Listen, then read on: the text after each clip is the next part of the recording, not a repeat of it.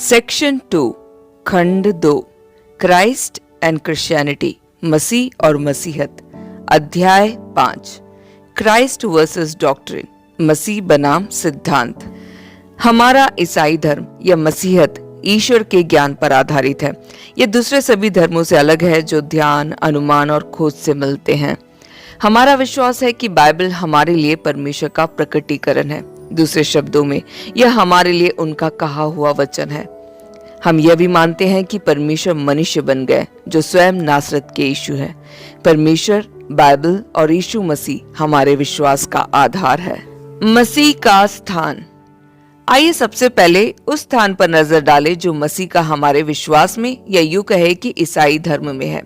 हालांकि ईसाई धर्म में बदलाव आ गया है और वह वैसा नहीं रहा जैसे इसे होना चाहिए था।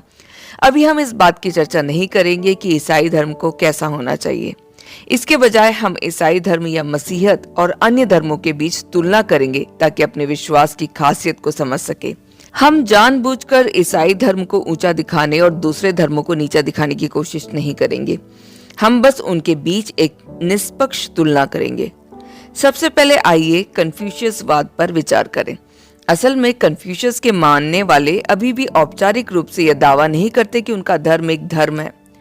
कन्फ्यूशियसवाद मुख्य रूप से चीनी संस्कृति, शिक्षा, नैतिकता और दर्शन पर गहरा प्रभाव डालता है। हालांकि बात पक्की है, कन्फ्यूशियस की शिक्षाएं और सिद्धांत सबसे ज्यादा महत्वपूर्ण है, जबकि खुद कन्फ्यूशियस का व्यक्तित्व उतना महत्वपूर्ण नहीं है। मेरा यह मतलब नहीं है कि कन्फ्यूशियसवाद में कन्फ्यूशियस का कोई महत्व नहीं है। वे सचमुच एक असाधारण व्यक्ति थे, लेकिन कन्फ्यूशियसवाद का हिस्सा बनने के लिए किसी व्यक्ति को बस कन्फ्यूशियस के सिद्धांतों को समझने, उनकी शिक्षाओं का पालन करने और उनकी किताबों से अच्छी तरह परिचित होने की जरूरत होती है। इससे कोई फर्क नहीं पड़ता कि कोई व्यक्ति कन्फ्यूशियस को व्यक्तिगत रूप से समझता है या नहीं। कन्फ्यूशियस के सिद्धांत और शिक्षाएं ही इस धर्म का सार है। बौद्ध धर्म के सिद्धांत। अब बौद्ध धर्म पर विचार करते हैं। बौद्ध धर्म के संस्थापक शाक्य मुनि थे। एक बार उन्होंने अपने शिष्यों को उपदेश दिया कि बुरे लोग मृत्यु के बाद पुनर्जन्म के चक्र के द्वारा दोबारा जन्म लेते हैं। यह बात लोगों का ध्यान खींचती है, लेकिन पूरे बौद्ध धर्म में मुख्य जोर शिक्षाओं और सिद्धांतों पर है। जहाँ तक शाक्य मुनि का सवाल है, भले ही उनका इतिहास और जीवन वृत्तांत, उनकी बायोग्राफी मौजूद है, लेकिन वे अलग है, पैरेंथेटिकल है। वे बौद्ध धर्म का मुख्य आधार नहीं है। इस धर्म का केंद्र शाक्य मुनि नहीं है। आज के बौद्ध धर्म के लिए यह बात मायने नहीं रखती कि ऐसा कोई व्यक्ति था या नहीं। जरूरी सिर्फ शिक्षाएं और सिद्धांत है। संस्थापकों ने केवल अपने सिद्धांत ही पीछे छोड़े। ताओवाद, ताओइज्म और इस्लाम जैसे अन्य धर्म भी इसी सिद्धांत पर आधारित है। हर धर्म के संस्थापक ने धर्म की स्थापना के बाद अपनी शिक्षाओं, सिद्धांतों और नियमों को ही अपने धर्म का आधार बनाया। मसीह पर आधारित मसीहत या ईसाई धर्म। लेकिन हमारा विश्वास बिल्कुल अलग है। मसीहत की शुरुआत से ही यह मसीह नाम के व्यक्ति पर आधारित है। यह मसीह की शिक्षाओं और सिद्धांतों पर आधारित नहीं है। यह आश्चर्य की बात है कि जब आप बाइबल खोलते हैं तो आपको सिद्धांतों वाले बहुत ज्यादा अध्याय नहीं मिलेंगे। ऐसे हिस्से जहां केवल सिद्धांतों की बात की गई है वे बहुत कम है और लोगों की उनमें कम रुचि होती है। सबसे ज्यादा मायने रखने वाली बात है खुद वह व्यक्ति और वह किस तरह के इंसान है। जिन लोगों ने बाइबल पढ़ी है वे जानते हैं कि नासरत के यीशु की शिक्षाएं बहुत ज्यादा या लंबी चौड़ी नहीं है। उनका व्यक्तित्व हमारा ध्यान खींचता है। वही हमारे विश्वास की नींव है। मसीह शब्द ग्रीक भाषा से आया है जिसका अर्थ है अभिषिक्त, जिसे खास काम के लिए चुना और पवित्र किया गया हो। चीनी परंपरा के अनुसार जब कोई व्यक्ति कोई काम शुरू करता है तो उसे नियुक्ति पत्र दिया जाता है। यहूदियों में इसके बराबर की एक चीज है अभिषेक। जब परमेश्वर किसी व्यक्ति को किसी काम के लिए बुलाते हैं तो वे उस व्यक्ति पर तेल डालते हैं जो उस काम के लिए चुने जाने की मोहर होती है। मसीह वही परमेश्वर है जिन्हें धरती पर एक इंसान के रूप में आने और परमेश्वर को प्रकट करने के लिए अलग किया गया था ताकि इंसान परमेश्वर को जान सके। मसीह अभिषिक्त है, उन्हें ऐसे ही काम के लिए नियुक्त किया गया है। मसीह चाहते हैं कि लोग उन पर विश्वास करें। इसी बुनियादी फर्क की वजह से मसीह दूसरे धर्मों के संस्थापकों से अलग है। एक बार उन्होंने अपने शिष्यों से पूछा, तुम क्या कहते हो कि मैं कौन हूँ?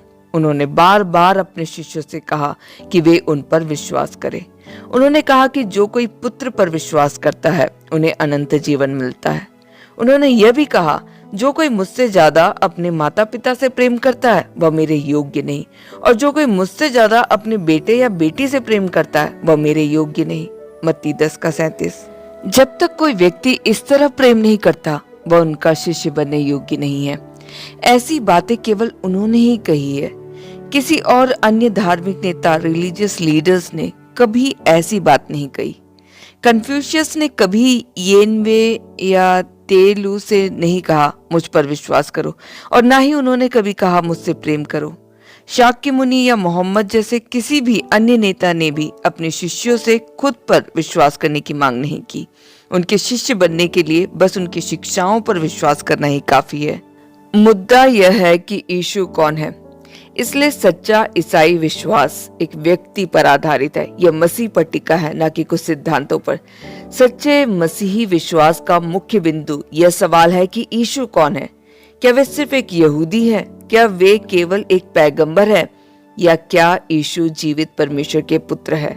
पूरी बात इसी पर टिकी है कि नासरत के यीशु कौन है। एक सच्चे मसीही और झूठे मसीह के बीच का फर्क मसीह के सिद्धांतों की जानकारी में नहीं, बल्कि इस बात की जानकारी में है कि यीशु कौन है।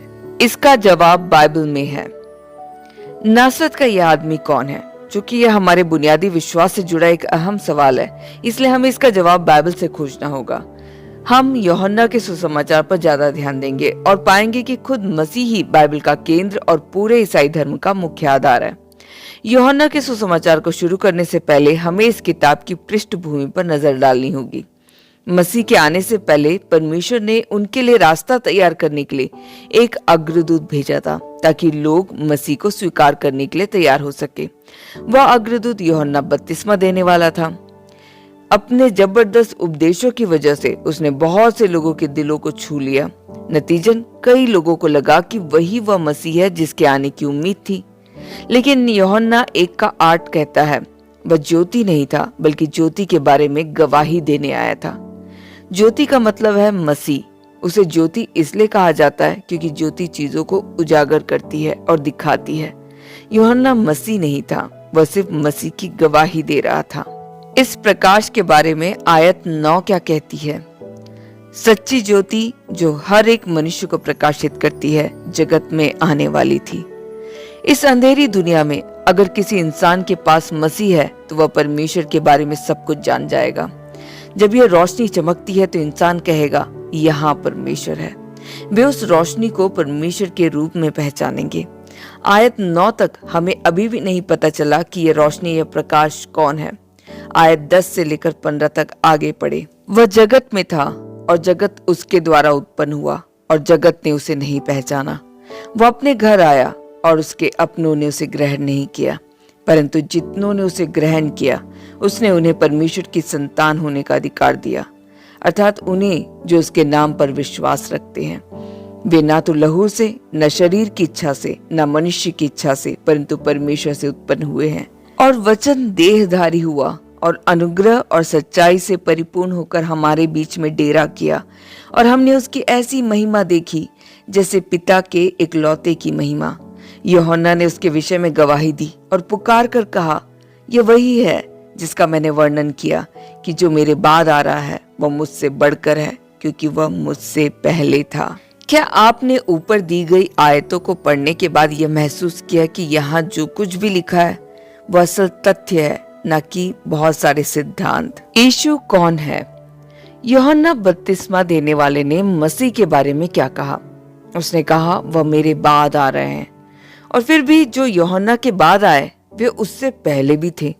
ऐसा इसलिए है क्योंकि मसीह असल में उससे पहले से ही मौजूद थे। यह यूहन्ना बपतिस्मा देने वाली की गवाही की शुरुआत है। यूहन्ना 1:27, जो मेरे बाद आने वाला है, जिसकी जूती का बंध मैं खोलने के योग्य नहीं। यूहन्ना का उपदेश हमारे विश्वास की शुरुआत है। वह सिर्फ दूसरों को यह बताने आए थे कि नासरत के यीशु कौन है। मसीह न केवल यूहन्ना से पहले थे, बल्कि वे यूहन्ना से इतने महान थे कि यूहन्ना उनके जूतों की बंद खोलने या उनका दास बनने के लायक भी नहीं थे। यूहन्ना 1:29 दूसरे दिन उसने यीशु को अपनी ओर आते देखकर कहा, देखो, यह परमेश्वर का मेमना है जो जगत का पाप उठा ले जाता है या जो दुनिया के पापों को दूर करता है। पद 30, यह वही है जिसके विषय में मैंने कहा था, एक पुरुष मेरे पीछे आता है जो मुझसे श्रेष्ठ है क्योंकि वह मुझसे पहले था। जब यूहन्ना ने यीशु का परिचय कराया तो उसने कहा, यह वही है। सुसमाचार की शुरुआत हमें यह दिखाकर होती है कि यीशु कौन है। पुनर्जन्म का सिद्धांत, डॉक्ट्रिन ऑफ रीजनरेशन या नए सिरे से जन्म का सिद्धांत। यह अग्रदूत का वचन है, लेकिन मसीह के बारे में क्या? उन्होंने क्या कहा? हम मानते हैं कि बाइबल में कुछ मूलभूत सिद्धांत है। उदाहरण के लिए पुनर्जन्म मूलभूत सत्यों में से एक है। बौद्ध धर्म और इस्लाम भी पुनर्जन्म की बात करते हैं। उनकी शिक्षाओं में यह सिखाया जाता है कि जो कुछ भी बीत चुका है उसे कल या मरा हुआ माना जाता है, और जो कुछ भी आगे आने वाला है उसे आज जन्मा हुआ माना जाता है। लेकिन यीशु ने पुनर्जन्म के बारे में क्या कहा? आइए यूहन्ना 3 के वृत्तांत को देखें। फरीसी वंश में निकोदेमुस नाम का एक व्यक्ति था जो यहूदियों का एक सरदार था। वह रात में उसके पास आया। पद 1, निकोदेमुस एक सरदार था। वह एक विद्वान और वृद्ध व्यक्ति भी था। वह यीशु के पास कुछ समस्याओं पर चर्चा करने आया था और यीशु ने पुनर्जन्म का विषय उठाया। यीशु ने कहा, मैं तुझसे सच सच कहता हूँ, यदि कोई नए सिरे से ना जन्मे तो परमेश्वर का राज्य नहीं देख सकता। पद 3, यीशु ने निकोदेमुस को पुनर्जन्म का विषय समझाया और बताया कि उसे फिर से जन्म लेना होगा। यह सुनकर निकोदेमुस व्याकुल हो गया। वह सोचने लगा कि एक बूढ़ा व्यक्ति कैसे फिर से जन्म ले सकता है? क्या इसका मतलब यह है कि उसे अपनी माँ के गर्भ में जाकर फिर से बाहर आना होगा? यीशु ने उससे कहा कि यह शरीर का जन्म नहीं बल्कि आत्मा का जन्म है।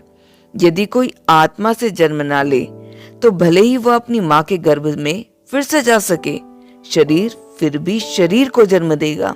केवल आत्मा ही आत्मा को जन्म देती है। यहाँ आप देख सकते हैं कि इतनी बुनियादी और अहम बात पर भी यीशु ने कोई लंबा चौड़ा सिद्धांत नहीं समझाया। उन्होंने बस एक बहुत सीधी सी बात कही कि दोबारा जन्म लेने की जरूरत है। पुनर्जन्म का मतलब है बस विश्वास करना। कोई हैरानी नहीं कि निकोदेमुस ने पूछा, ये बातें कैसी हो सकती है? यीशु ने उसे बताया कि यह कोई दुनियावी बात नहीं है, सांसारिक बात नहीं है, यह स्वर्गीय आसमानी बात है। इसलिए वह यकीन नहीं कर सका कोई इंसान दोबारा कैसे जन्म ले सकता है। कोई स्वर्ग पर नहीं चढ़ा, केवल वही जो स्वर्ग से उतरा, अर्थात मनुष्य का पुत्र जो स्वर्ग में है। और जिस रीति से मूसा ने जंगल में सांप को ऊंचे पर चढ़ाया, उसी रीति से अवश्य है कि मनुष्य का पुत्र भी ऊंचे पर चढ़ाया जाए, ताकि जो कोई उस पर विश्वास करे वह अनंत जीवन पाए। क्योंकि परमेश्वर ने जगत से ऐसा प्रेम रखा कि उसने अपना इकलौता पुत्र दे दिया, ताकि जो कोई उस पर विश्वास करे वह नष्ट ना हो परंतु अनंत जीवन पाए। परमेश्वर ने अपने पुत्र को जगत में इसलिए नहीं भेजा कि जगत पर दंड की आज्ञा दे, परंतु इसलिए कि जगत उसके द्वारा उद्धार पाए। जो उस पर विश्वास करता है उस पर दंड की आज्ञा नहीं होती, परंतु जो उस पर विश्वास नहीं करता वह दोषी ठहर चुका, इसलिए कि उसने परमेश्वर के इकलौते पुत्र के नाम पर विश्वास नहीं किया। क्या आपने यह देखा है? यही तो नया जन्म या पुनर्जन्म है। यीशु कह रहे थे कि नया जन्म कोई सिद्धांत नहीं है, यह उनमें विश्वास करने की बात है। नया जन्म लेने का मतलब है उनमें विश्वास करना। अगर कोई व्यक्ति उनमें विश्वास नहीं करता तो उसका नया जन्म नहीं हो सकता। इतनी सारी बातें कहने के बाद सब कुछ उन्हीं पर आकर रुकता है। नए जन्म के बारे में हमारी क्या सोच है? हम सोचते हैं कि अगर कोई कल चोर था और आज उसने चुराया हुआ सामान मालिक को लौटा दिया तो यही नया जन्म है। या अगर किसी ने कल किसी दूसरी औरत के साथ संबंध बनाने के बारे में सोचा था लेकिन आज वह विचार छोड़ दिया तो यही नया जन्म है। हम सोचते हैं कि जब तक हम अतीत की बुरी बातों को छोड़कर उन्हें खत्म मान लेते और आगे अच्छा करने की कोशिश करते हैं तो हमारा नया जन्म हो गया। लेकिन यह इंसानी सोच है। यह वह नया जन्म नहीं है जो मसीह देते हैं। यीशु का मार्ग इस बात पर निर्भर करता है कि आप उनमें विश्वास करते हैं या नहीं। जो उनमें विश्वास करता है उसे अनंत जीवन मिलता है। परमेश्वर ने अपने इकलौते पुत्र को इसलिए दिया ताकि जो कोई भी उन पर विश्वास करे वह नष्ट ना हो बल्कि उसे अनंत जीवन मिले। जो विश्वास करता है उसे दोषी नहीं ठहराया जाता, लेकिन जो विश्वास नहीं करता वह दोषी ठहराया जाता है। यह कोई सिद्धांत नहीं, यह व्यक्ति से जुड़ी बात है। यह उनके और इंसान के बीच का रिश्ता है। संतुष्टि बनाम संतोष, सेटिस्फैक्शन वर्सेस कंटेनमेंट। नए जीवन, रीजनरेशन के अलावा एक और जरूरी बात है जिसे हम मसीही संतुष्टि कहते हैं। एक सच्चा मसीही महसूस करता है कि उसकी उम्मीदें पूरी हो गई है और उसकी इच्छाएं पूरी हो गई है। उसे किसी चीज की कमी नहीं है, वह पूरी तरह संतुष्ट है। लेकिन यह संतुष्टि उस संतोष से बहुत अलग है जिसके बारे में लोग आमतौर पर बात करते हैं। संतोष का मतलब है चीजों को सकारात्मक नजरिए से देखना और बिना किसी जिद के चीजों को वैसे ही होने देना जैसे वे है। हो सकता है कि बहुत ज्यादा दौलत या ऊंचा ओहदा ना हो सकता है कि बहुत ज्यादा मान सम्मान या शोहरत ना हो, लेकिन जब तक कोई शांति से जी सके और उसे कोई परेशान ना करे, बस इतना ही काफी है। यही संतोष है। लेकिन यह संतुष्टि नहीं है। जब कोई व्यक्ति संतुष्ट होता है तो उसे लगता है कि उसके पास वह सब कुछ है जो वह चाहता है और अब उसको कोई और इच्छा नहीं है। जो इस पानी से पीता है उसे फिर प्यास लगेगी। यूहन्ना 4 में एक बहुत अच्छी बात बताई गई है। वहां यीशु ने सामरी स्त्री से क्या कहा था? जो कोई यह जल पिएगा वह फिर प्यासा होगा। आयत 13। अगर आप दुनिया की शान शौकत, नाम, दौलत, ओहदा वगैरह चाहते हैं तो आपको कभी संतुष्टि नहीं मिलेगी। जब आपके पास $10,000 होंगे तो आप $1,00,000 चाहेंगे, और जब आप $1,00,000 पालेंगे तो आप $10,00,000 के सपने देखने लगेंगे। संतुष्टि कभी नहीं मिलेगी। जो इस पानी को पीता है उसे फिर प्यास लगेगी। आप इस प्यास को कैसे बुझा सकते हैं? प्रभु यीशु ने कहा, परंतु जो कोई उस जल से पिएगा जो मैं उसे दूंगा वह फिर अनंत काल तक प्यासा ना होगा। पद 14। एक हैरानी की बात यह है, ना तो कन्फ्यूशियस और ना ही कोई और किसी दूसरे धार्मिक नेता ने कभी ऐसी बात कही हो। कन्फ्यूशियस और मेंसियस की शिक्षाएं आपको सिर्फ खुश रहने और अपनी गरीबी में जीने के लिए कहती है। कन्फ्यूशियस और मेंसियस का आपकी संतुष्टि से कोई लेना देना नहीं है, लेकिन यीशु का आपकी प्यास बुझाने से बहुत गहरा संबंध है। स्वाभाविक रूप से उस महिला की इच्छा प्यास बुझाने वाला यह पानी पीने की थी। जब उसने यीशु से यह जीवित जल मांगा तो यीशु ने उसे उत्तर दिया, यदि तू परमेश्वर के वरदान को जानती और यह भी जानती कि वह कौन है जो तुझसे कहता है मुझे पानी पिला, तो तू उससे मांगती और वह तुझे जीवन का जल देता। पद 10। क्या यीशु कोई सिद्धांत सिखा रहे थे? नहीं, कोई सिद्धांत नहीं था।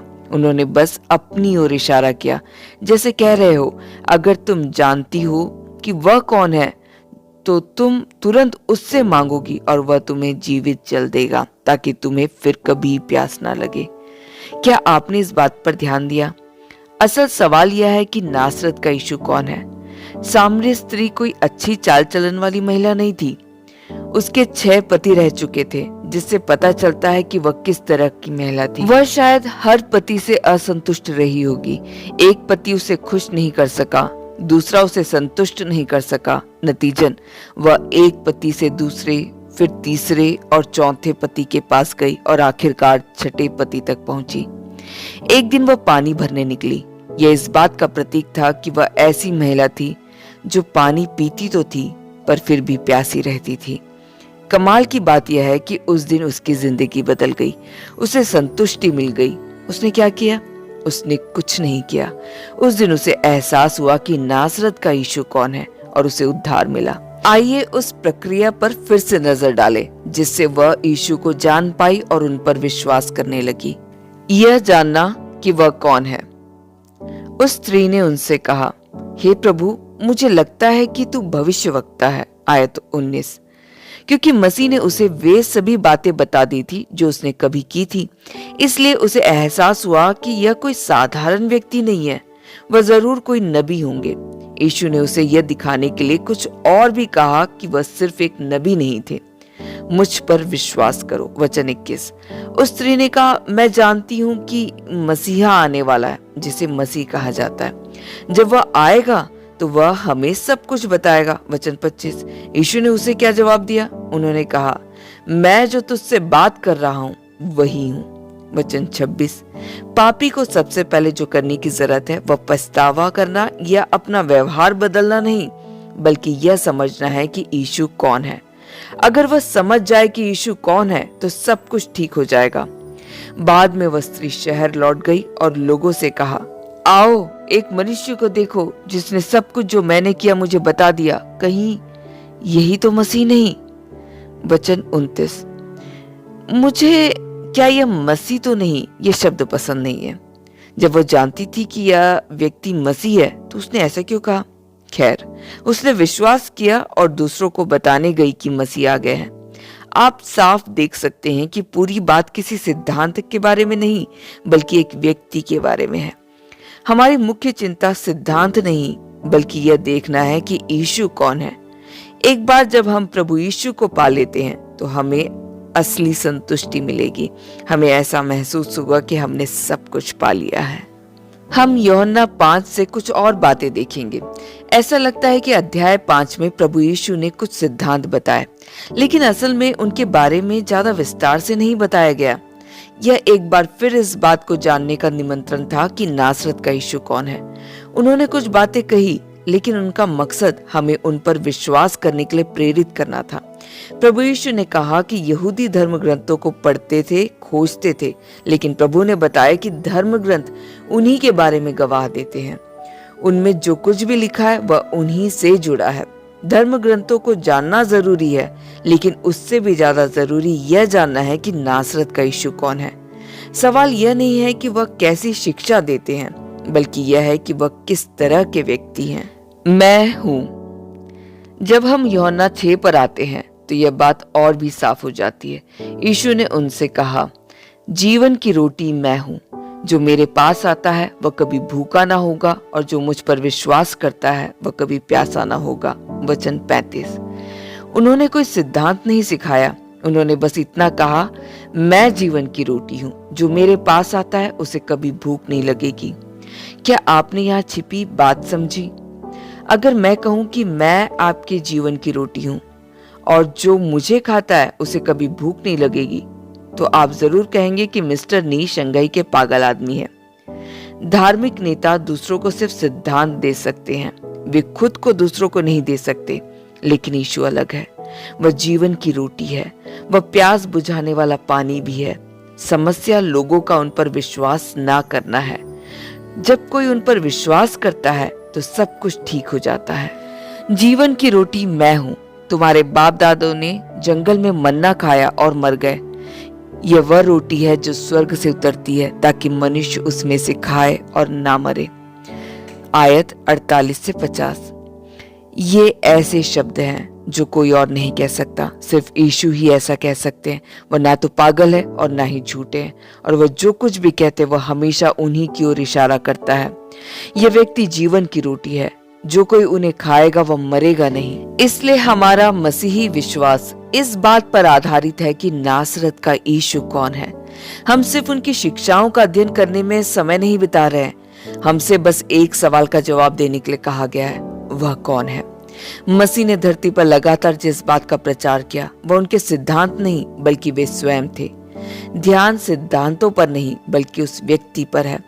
जहां तक सिद्धांतों की बात है, कन्फ्यूशियस और मेंसियस की किताबें दर्शन, नैतिकता और सदाचार से भरी हुई है। वे बाइबल में दी गई बातों से कहीं ज्यादा है, लेकिन मुख्य बात बस एक ही है, नासरत का यीशु कौन है। क्या आप जानते हैं नासरत का यह यीशु कौन है? वह जीवन की रोटी है। आइए आगे बढ़े। 51। जीवन की रोटी जो स्वर्ग से उतरी मैं हूँ। यदि कोई इस रोटी में से खाए तो सर्वदा जीवित रहेगा, और जो रोटी मैं जगत के जीवन के लिए दूंगा वह मेरा मांस है। यहाँ उनके शब्द और भी अनोखे हो जाते हैं। यह कहना ही अजीब है कि वह जीवन की रोटी है जो स्वर्ग से उतरे। अब वह कहते हैं कि जो उन्हें खाएगा वह न केवल मरेगा नहीं बल्कि हमेशा जीवित रहेगा। यह असाधारण बात है। और भी दिलचस्प बात यह है कि वह जो रोटी देते हैं वह उनका अपना शरीर है। इसमें कोई आश्चर्य नहीं कि उस समय के यहूदियों ने कहा कि यह एक कठिन बात है, इसे कौन स्वीकार कर सकता है। यह सच है, हमने पहले कभी ऐसे शब्द नहीं सुने। हमने कन्फ्यूशियस, मेंसियस, लाओ त्से, चुआन त्से या किसी अन्य ऋषि से ऐसे शब्द नहीं सुने। हमने चीन या किसी अन्य देश में भी ऐसे शब्द नहीं सुने। किसी भी मनुष्य ने कभी ऐसे शब्द नहीं कहे हैं। मसीह के ये शब्द कहने के बाद आयत 52 में कहता है कि इस पर यहूदी यह कहकर आपस में झगड़ने लगे, यह मनुष्य कैसे हमें अपना मांस खाने को दे सकता है। यीशु ने कौन सी शिक्षा दी? कोई नहीं। उन्होंने बस इतना कहा कि उनका मांस खाया जाए। आयत 55 और 56 में लिखा है, क्योंकि मेरा मांस वास्तव में खाने की वस्तु है और मेरा लहू वास्तव में पीने की वस्तु है। जो मेरा मांस खाता है और मेरा लहू पीता है वह मुझ में स्थिर बना रहता है और मैं उसमें।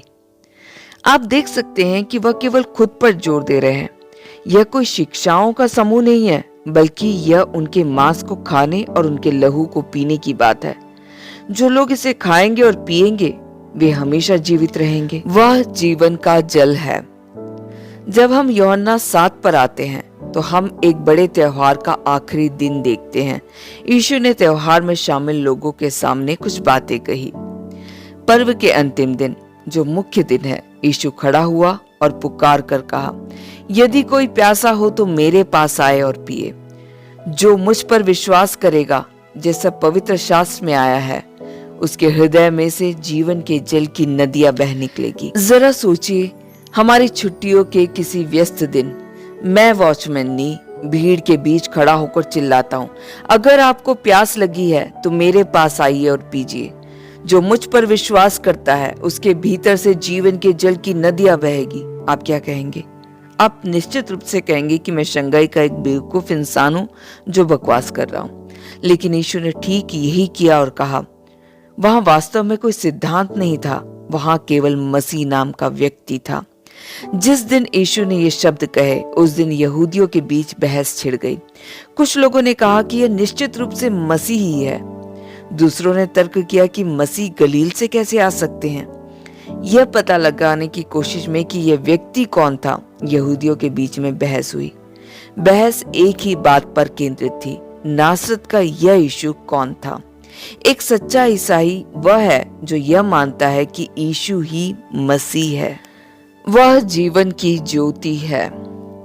आगे यूहन्ना 8:12 में यीशु ने भीड़ से कहा, जगत की ज्योति मैं हूं, जो मेरे पीछे हो लेगा वह अंधकार में ना चलेगा परंतु जीवन की ज्योति पाएगा। आप देख सकते हैं उनके शब्द किसी सिद्धांत या नियम के बारे में नहीं है। यहाँ जोर ज्योति और मैं पर है। कोई व्यक्ति सिर्फ उनकी शिक्षाओं का पालन करने से मसीही नहीं बनता, बल्कि मसीह के साथ रिश्ता ही हमें मसीही बनाता है। केवल उन पर विश्वास करने से ही हमें जीवन की ज्योति मिलेगी।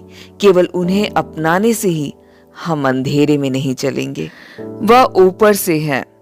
यूहन्ना 8:21-22 में लिखा है, उसने फिर उनसे कहा, मैं जाता हूं और तुम मुझे ढूंढोगे और अपने पाप में मरोगे। जहां मैं जाता हूं वहां तुम नहीं आ सकते। इस पर यहूदियों ने कहा, क्या वह अपने आप को मार डालेगा जो कहता है जहां मैं जाता हूं वहां तुम नहीं आ सकते। यहूदी फिर उलझन में पड़ गए। वह किस जगह जा रहे हैं जहां हम नहीं जा सकते। उन्हें लगा कि शायद वह खुदकुशी करने जा रहे हैं। असल में अगर खुदकुशी करके उस जगह तक पहुंचा जा सकता तो यहूदी भी खुद को मारकर वहां पहुंच सकते थे। प्रभु ऐसी जगह कैसे जा सकते हैं जहां वे नहीं जा सकते थे। आयत 23 कहता है, उसने उनसे कहा, तुम नीचे के हो, मैं ऊपर का हूं। तुम संसार के हो, मैं संसार का नहीं। इसी वजह से जहां प्रभु जा रहे थे वहां वे नहीं जा सकते थे। यह मानना या ना मानना कि वह है। इसके अलावा वे अपने पापों में इसलिए नहीं मरे क्योंकि वे हत्यारे या व्यभिचारी थे, आयत 24 बहुत जरूरी है, खासकर उसके बाद का हिस्सा। इसलिए मैंने तुमसे कहा कि तुम अपने पापों में मरोगे, क्योंकि यदि तुम विश्वास ना करोगे कि मैं वही हूँ तो अपने पापों में मरोगे। किंग जेम्स वर्जन में आई एम, मैं हूं के बाद ही वह शब्द जोड़ा गया है। आइए मूल पाठ के शब्दों को देखिए। प्रभु ने कहा तुम अपने पापों में मरोगे, क्योंकि जब तक तुम यह विश्वास नहीं करोगे कि मैं हूं, तुम अपने पापों में मरोगे। सवाल यह है कि क्या तुम विश्वास करते हो कि वह है? इसका क्या मतलब है? इसका मतलब है कि इंसानों की लाखों की भीड़ में से तुम किसी एक को चुनकर कह सको यही वह है, यही परमेश्वर है। हम नासरत के यीशु को परखना चाहते हैं कि क्या सच में वही है। अगर हम विश्वास करते हैं कि वह है तो हम अपने पापों में नहीं मरेंगे। बहुत से लोग मसीहत या ईसाई धर्म के गलत रूप पर विश्वास कर रहे हैं, लेकिन हम उस पर विश्वास करना चाहते हैं जो ईसाई धर्म असल में है। पहला सवाल जो हमें पूछना चाहिए वह यह है कि क्या नासरत का यीशु है। यहूदियों ने फिर से पलटकर पूछा कि तू कौन है? पद 25। यीशु का जवाब कुछ ऐसा था, वही हूं जो प्रारंभ से तुमसे कहता आया हूं। यह पहली बार नहीं है जब मैं तुम्हें बता रहा हूं कि मैं कौन हूं। इस मामले में मैंने कभी हार नहीं मानी। मैंने तुम्हें बताया कि मैं कौन हूं, मैं वही हूं। उन्होंने बार बार दूसरों को साबित किया कि वे कौन हैं। वे परमेश्वर के पुत्र हैं। हमारे विश्वास का सार। मसीह के कामों का मकसद क्या है? इसका मकसद इंसान को इस बात पर यकीन दिलाना है कि वे परमेश्वर के पुत्र हैं। यूहन्ना 9 में मसीह ने जन्म से अंधे एक व्यक्ति को दृष्टि दी। फरीसियों ने इस बात पर एक और बहस शुरू कर दी। उन्होंने उस व्यक्ति को बुलाया जिसे चंगाई मिली थी और उससे तरह तरह के सवाल पूछे। उसके जवाबों से कुछ भी हासिल न होने पर उन्होंने उसे बाहर निकाल दिया। बाद में प्रभु उससे मिले। उन्होंने चंगे हुए व्यक्ति से सिर्फ एक सवाल पूछा, क्या तू परमेश्वर के पुत्र पर विश्वास करता है? पद 35। उसने कहा, हे प्रभु, वह कौन है कि मैं उस पर विश्वास करूं? पद 36। यीशु ने उससे कहा, तूने उसे देखा भी है और वही है जो तुझसे बात कर रहा है। और उसने कहा, हे प्रभु, मैं विश्वास करता हूं, और उसने उसकी आराधना की। पद 37 से 38। इससे ज्यादा साफ कुछ नहीं हो सकता। यह प्रभु यीशु का काम है। उनका काम बस लोगों को यह एहसास दिलाना है कि वे कौन है। उन्होंने कभी भी इस बात को नहीं छोड़ा कि वे परमेश्वर के पुत्र हैं। यही हमारे विश्वास का सार है। यह बताता है कि यीशु परमेश्वर का पुत्र है। सिर्फ यही एक बात। अगर हम यूहन्ना का सुसमाचार पूरा पढ़े तो हम पाएंगे कि हर हिस्सा इसी बात पर जोर देता है, यीशु ही मसीह है।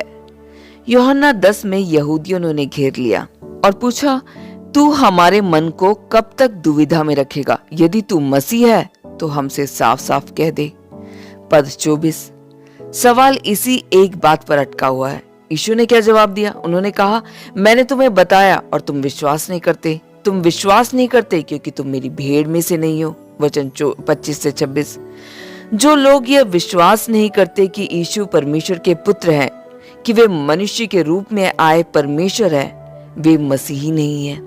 जो लोग उन्हें परमेश्वर का पुत्र नहीं मानते, उनमें मसीह का जीवन नहीं होता। वे उनकी भेड़ नहीं है।